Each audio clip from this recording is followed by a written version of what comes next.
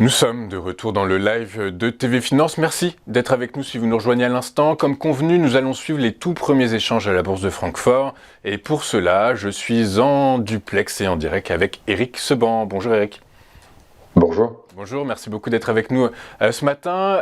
Eric, le DAX, qui, comme l'ensemble quasiment des principaux indices européens, navigue à vue, est dans le flou. On sent que n'importe quelle nouvelle pourrait le tirer vers le bas, comme n'importe quelle bonne nouvelle pourrait également le tirer vers le haut, mais les investisseurs semblent dans l'attente. Oui, effectivement.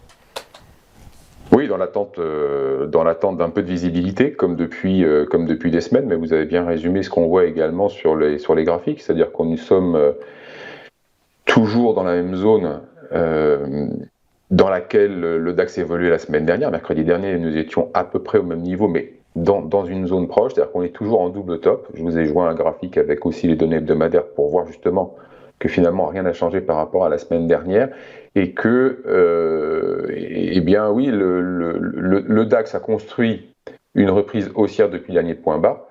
La construction de cette hausse sur le plan de chartiste a été bien structurée. Ça s'est pas fait en ligne droite. Voilà, sur le plan de chartiste, c'est propre. Ce qui manque, c'est les volumes.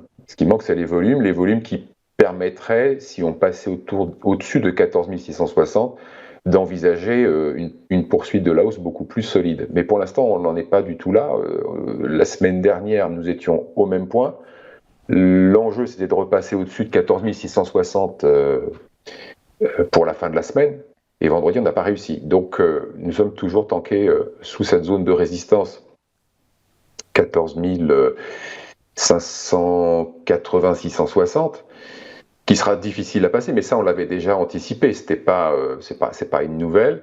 On sait très bien que les conditions sur le plan économique et autres ne sont pas de nature à propulser le DAX sur de nouveaux plus hauts. Cela dit, ça résiste, ça accumule point haut, c'est ça là qu'on peut considérer comme étant un élément relativement positif, c'est qu'on est arrivé en double top sous une résistance, donc figure plus résistance importante. Pour autant, le DAX n'est pas reparti en arrière, pas encore. Ça reste sur la table quand même, c'est toujours possible, tant qu'on ne s'extrait pas par le haut de cette zone, donc en repassant au-dessus de 14 660. Mais le fait de ne pas repartir en arrière, le fait d'accumuler, puisque finalement, si vous regardez le graphique, le DAX suit le scénario que je vous avais anticipé, à savoir un ping-pong pour le moment entre, on va considérer la zone haute 14 580, 660 sur le haut et 14 400, 450 sur le bas pour en large. Et il dérive latéralement entre ces deux bandes. Ça peut se poursuivre aussi. C'est-à-dire que justement, tant qu'on n'aura pas quelque chose, une nouvelle peut-être, ou en tout cas un manque d'intérêt d'un côté. C'est-à-dire que pour moi, si vous voulez, ce qui se passe, c'est qu'à l'instant T, ce que je vois, c'est que les vendeurs se mettent un peu en retrait, ils commencent à s'essouffler. Donc ça pourrait être de nature à faire monter un cran au-dessus. Mais on n'a pas non plus de vérité acheteuse, c'est-à-dire que on n'a pas les volumes qui permettraient de passer avec force au-dessus de 14 660.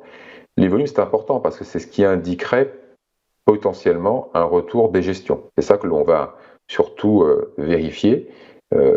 Et pour l'instant, on n'a pas ça. Donc, pas de directionnel marqué pour le moment, une accumulation point haut et la balle au centre finalement. Est-ce que, alors je comprends tout à fait et vous avez tout à fait raison, est-ce que le fait qu'on arrive que dans 3 semaines, on soit fin juin, que les gérants vont devoir publier des résultats semestriels de gestion de fonds, des rapports de gestion de fonds, est-ce qu'ils vont devoir revoir un petit peu l'allocation de leur portefeuille et potentiellement, justement, comme vous le dites, les vendeurs vont peut-être s'essouffler là. Est-ce que ça pourrait avoir une influence sur le cours de l'indice allemand ?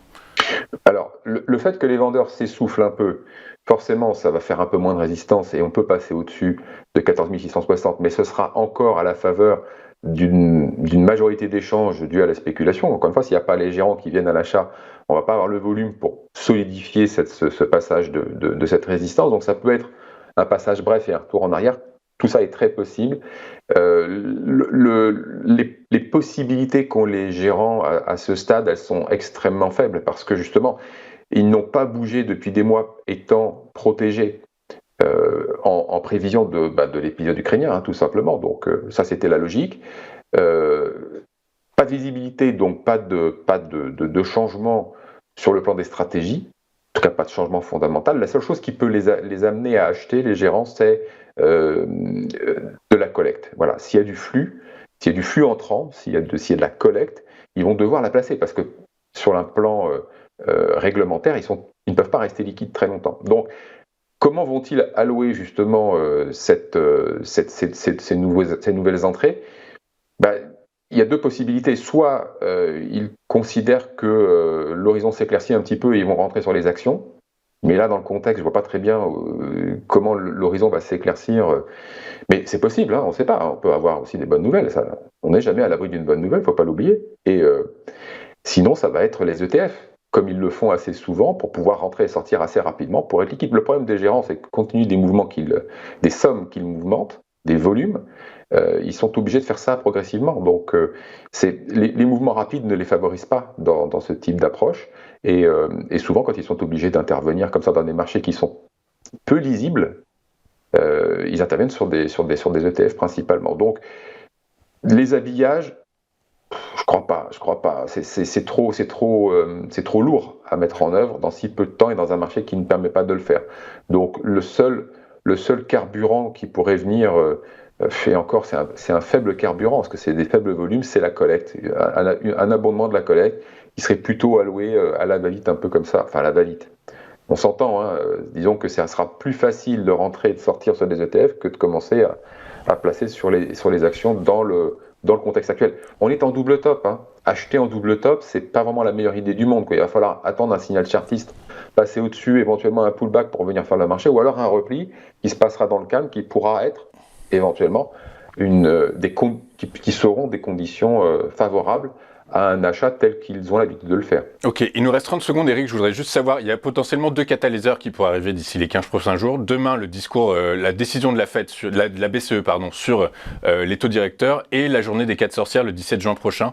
Est-ce que potentiellement, ce peut être des catalyseurs Alors ça pourrait être du côté de la BCE si vraiment on a quelque chose de fort. L'échéance, non. L'échéance, non, parce qu'il n'y a pas des considérations techniques très très fortes sur le marché actuellement.